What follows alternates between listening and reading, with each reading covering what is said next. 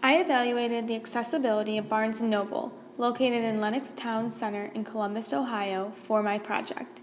I meet here with the Next Chapter Book Club, a community-based literacy program for individuals with developmental disabilities.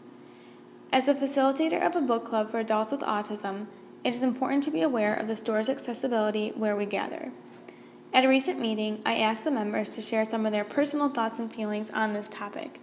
I will use their feedback and observations to evaluate various parts of the store. I will also incorporate ideas from Multimodality in Motion, a web text discussion and complex analysis of the struggles and limitations that disabled individuals continue to face in society today.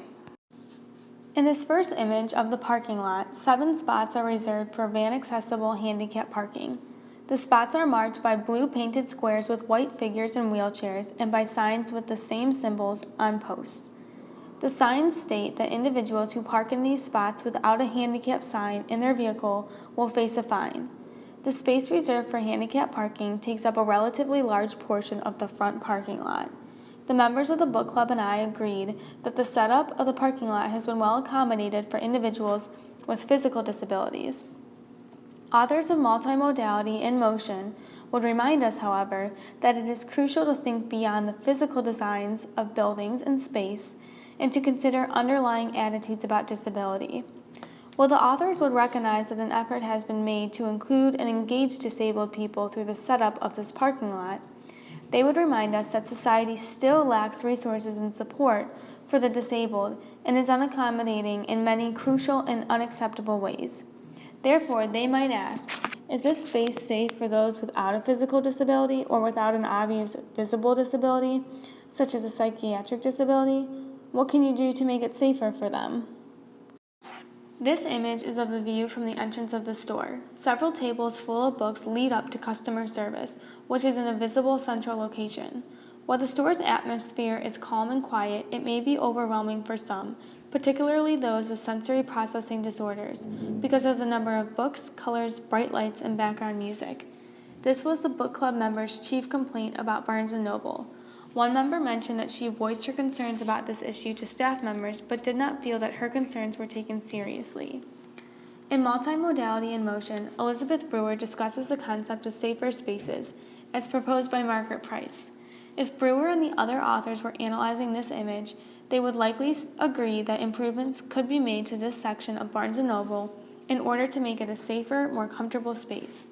One suggestion they may have is that the book club members and I continue to serve as active, capable forces of change.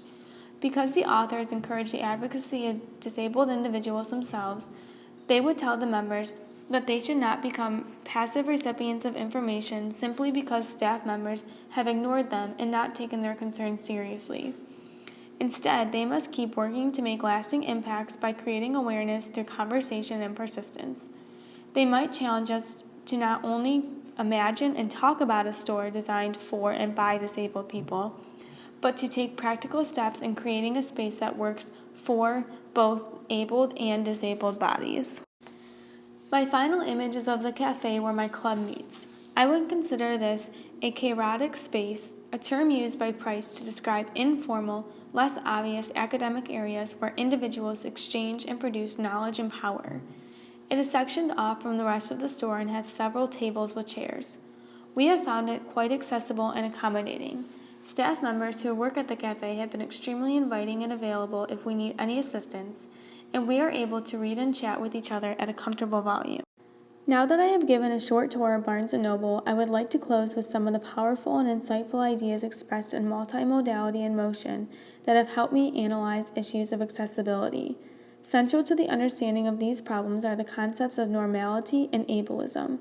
According to the authors, we can only make lasting changes in society if society is not content with this normal way of operating.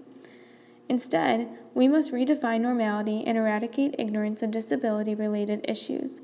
The authors also emphasize one of the recurring themes of many disability studies works, which is that these problems do not lie within a disabled individual, but within the way society is set up.